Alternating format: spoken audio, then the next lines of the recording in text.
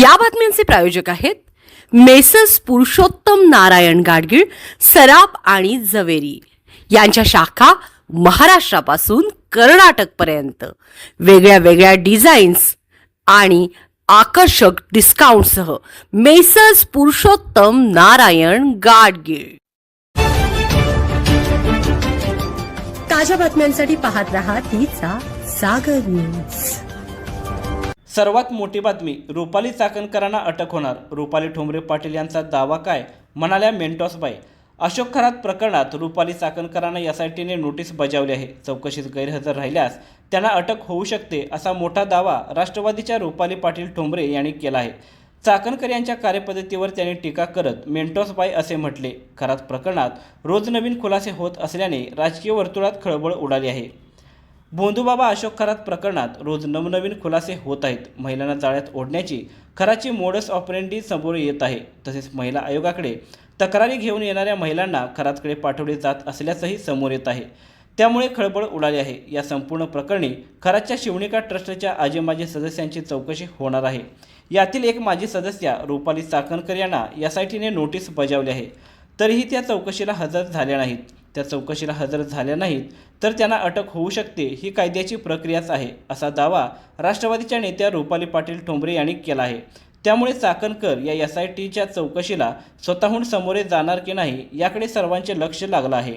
रुपाली पाटील ठोंबरे यांनी मीडियाशी संवाद साधत असताना हा सर्वात मोठा दावा केला आहे। खराच प्रकरण एसआयटीकडे गेले। आज 8 दिवस झाले। काल रुपाली चाकणकर यांना एसआयटीकडून समन्स बजावण्यात आले।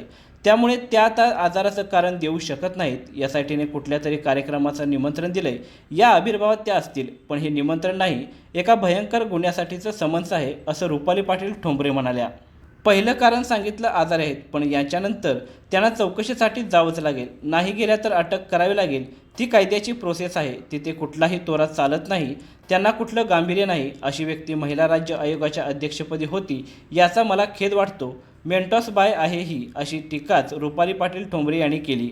त्या माध्यमांसमोर आता कधीच बोलू शकत नाहीत। सगळा मागचा इतिहास काढा, त्यांच्या चुकांवर त्या कधीच बोलत नाहीत।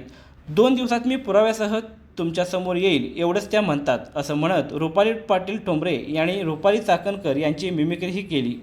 त्या गुन्ह्यांमध्ये आरोपी आहेत, त्यांच्याकडे सांगण्यासारखं काही नाही। नेत्यांकडून त्यांना जो फेवर देण्यात आला, त्यामुळे त्यांची मानसिकता तशी झालेली आहे। कायद्याने हे एवढं सोपं नाही, याची प्रचिती काही दिवसात त्यांना येईल, असा इशाराही त्यांनी दिला। यावेळी रुपाली ठोंबरे यांनी चाकणकर यांच्या रायगड कनेक्शनवरही टीका केली। रुपाली चाकणकर यांचे पती निलेश चाकणकर हे रायगडच्या रोहा येथे 400 ते 500 कोटींच्या उलाढाल असणाऱ्यांसोबत पार्टनरशिप करतात। याची ईडी इन्कम टॅक्सकडून चौकशी होणार आहे, कारण त्या तक्रारी तिकडेही गेलेल्या आहेत। एक चुकीची बाई देऊन अख्ख्या राजकारणाला काळा डाग बसवला। यापुढे राजकारण्यांनी नैतिकता बघून गोष्टी करणे गरजेचे आहे।